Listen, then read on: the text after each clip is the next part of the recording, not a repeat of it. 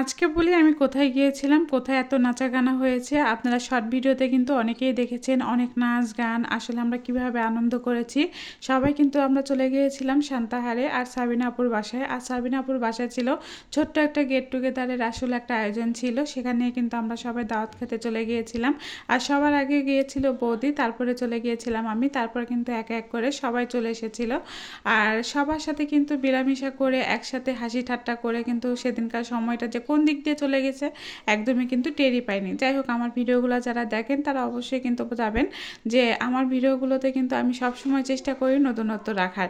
তো আজকে আমি কোথায় চলে গিয়েছিলাম সেটা কিন্তু অবশ্যই আমি আপনাদেরকে বলে দিলাম যে আমরা সাবিনাপুর বাসায় ছোট্ট একটা গেট টুগেদারের আয়োজন করা হয়েছিল, সেখানে কিন্তু আমরা গিয়েছিলাম।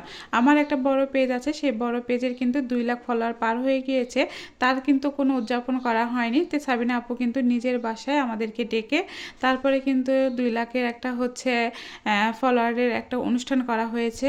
কিন্তু সবাই যে এতটা আনন্দ করবে আসলে বুঝতে পারিনি। এখানে আসলে মিউজিক বাজছিল, আর মিউজিকের তালে তালে যখন সবাই নাচতেছিল তখন কিন্তু আসলে আমার অনেক ভালো লাগছিল। কিন্তু আমি নাচতে পারি না, যাই হোক। আর সবাই কিন্তু নাচানাচি করছে, গান গাইছে। সবাই যে এতটা আনন্দ করছে এটার কাছে কিন্তু এরকম ভালোবাসার কয়জন হতে পারে বলেন। যাই হোক, সাবিনা আপুর বাসায় যে সেখানে রান্নাবাড়ি করে খাওয়া দাওয়া আপু সবই করেছিল। আর এই জায়গাতে আমরা সবাই কিন্তু এক জায়গায় হয়ে কেউ মেকআপ করছে, কেউ হচ্ছে চুল ঠিক করছে, কেউ সাজুগুজু করছে, কেউ মানে ফিটফাট হচ্ছে। যাই হোক, সবাই কিন্তু সবাইকে মাসাল্লাহ এত সুন্দর লাগছিল। আর আপু চুলগুলো ছিল মাসাল্লাহ খুবই সুন্দর। সবাই দেখেন সাজুগুজু নিয়ে এত ব্যস্ত, কিন্তু আমি একদমই সাজুগুজু নিয়ে ব্যস্ত নাই, কারণ আমি সবসময় মাস্ক পরে বোরকা পরে হচ্ছে তাদের এখানে আছি। তো যাই হোক, যখন ছবি তুলছিল ভিডিও করছিল তখনও কিন্তু সবাই যখন এক টেবিলে আমরা সবাই যখন বসে আমার জন্য কেকটা কাটছিল তখন কিন্তু আমার এত এত ভালো লাগছিল। তাদেরকে সবাইকে জানাই অসংখ্য ধন্যবাদ। তারা আমার ভিডিওটা দেখার পরে তারা অবশ্যই, আমি তাদেরকে আন্তরিকভাবে বলি যে আপনাদেরকে অসংখ্য অসংখ্য ধন্যবাদ আপুরা। আর আপনারা না থাকলে সেদিনকে কিন্তু কোনো আনন্দর মুহূর্তটা আসলে বুঝতেই পারতাম না যে এতটা আনন্দ করেছি।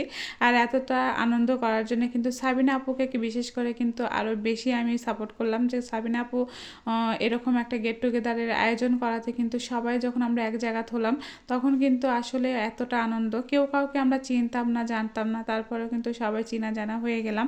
তারপরে সবাই সবার সাথে আন্তরিকতা হয়ে গেল। আর বৌদির সাথে তো সবসময় দেখেন, সাবিনা আপুর সাথে তো আমাকে সবসময় দেখেন। সাবিনা আপু, বৌদি এগুলা কিন্তু আমরা হচ্ছে আমাদের বাচ্চাদের সাথে একই সাথে সবাই পড়াশোনা করে। আর এখানে হ্যাপি আপু, তারপর আরও সব আপুরা আছে, এখানে প্রচুর কিন্তু সবাই আন্তরিকতা সাথে আমরা সবাই হচ্ছে মেলামেশা করেছি। আর এত হাসি ঠাট্টা করা হয়েছে। যাই হোক, এই হাসি ঠাট্টা আর তার মধ্যে মিউজিক বাজতেছিল, মিউজিকগুলো ছিল অনেক সুন্দর সুন্দর। আসলে কিন্তু বয়স হয়ে যায় কিন্তু মনটা কখনো কিন্তু বয়সটা বাড়ায় না, বুঝছেন। আপনি যতদিন আনন্দে রাখতে চাবেন ততই কিন্তু আনন্দে রাখা যায়। আপনার ভিতরে যদি মনে করেন যে না আপনি একজন আনন্দিত হবেন, তাহলে তাহলে আপনি সত্যিই খুব আনন্দিত। আর আপনি যদি আনন্দিত না হন তাহলে আপনি নিজে থেকে বুঝতে পারবেন যে আপনার ভিতরে একটা বয়স বয়স অনুভব করছেন। কিন্তু এখানে সবাই ছিল, সবারই বয়স আছে, সবারই কিন্তু বাচ্চা কাচ্চার মা আমরা। তারপরেও দেখেন আমরা এতটা আন্তরিকতা ছিলাম আর এতটা ভালোবাসা ছিল। আর এতটা ভালোবাসার কারণে আসলে কিন্তু আমরা এক জায়গাতে সবাই হয়েছি। আসলে এটা একটা পিকনিকের মতো হয়েছিল। আমার কাছে এতটা ভালো লাগছিল। আর সবাই আমাকে যখন কেক খাওয়াচ্ছিল, আমাকে কংগ্রেচুলেশন জানাচ্ছিল, তখন তো আমার কাছে আরও বেশি ভালো লাগছিল। যাই হোক, এখানে বৌদি হচ্ছে ভিডিও করছিল আর বৌদিও হচ্ছে আমাকে কেক খাওয়াবে। মানে সবাই কিন্তু এক এক করে আমাকে কেক খাওয়াইয়েছে। আর কেক খাওয়ানোর জন্য আমার পেটটা মনে হচ্ছে একদম ভরপুর। তারপরে কিন্তু আমরা বিকালবেলা চলে গিয়েছিলাম বেড়াইতে, সেটাও কিন্তু আপনাদেরকে দেখাবো। আর সেখানেও যে এত মজা করা হয়েছিল কি আর বলবো। আমরা হাসতে হাসতে কিন্তু আমার কিন্তু এখনও ভিডিও দেখে কিন্তু এখন হাসি হাসি বের হচ্ছে। কেউ ফটো তোলা নিয়েও ব্যস্ত, কেউ ভিডিও তোলা নিয়ে ব্যস্ত, কেউ আসলে আমরা বউচুরি খেলা খেলছিলাম, মানে এরকম একটা খেলাধুলা নিয়ে ব্যস্ত ছিল।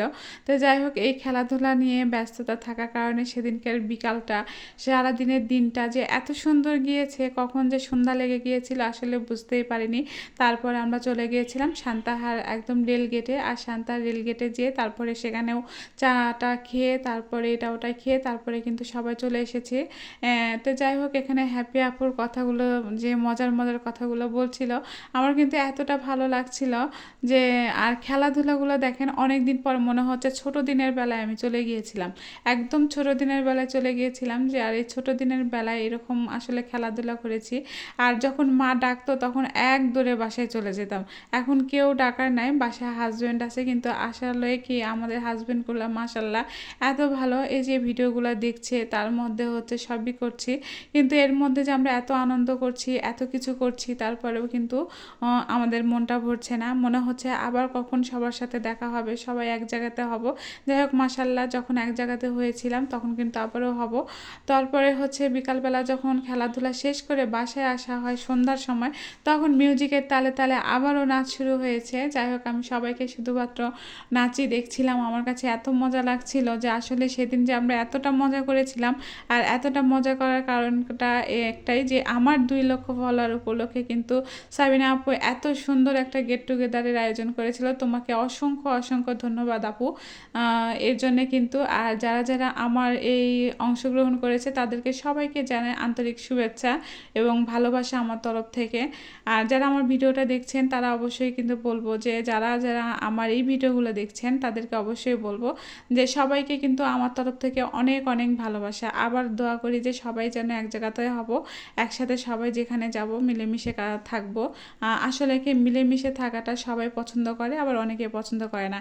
কে কী পছন্দ করলো সেই হিসাব করে যদি আপনি দুনিয়াতে চলতে চান তাহলে কিন্তু কখনোই চলতে পারবেন না।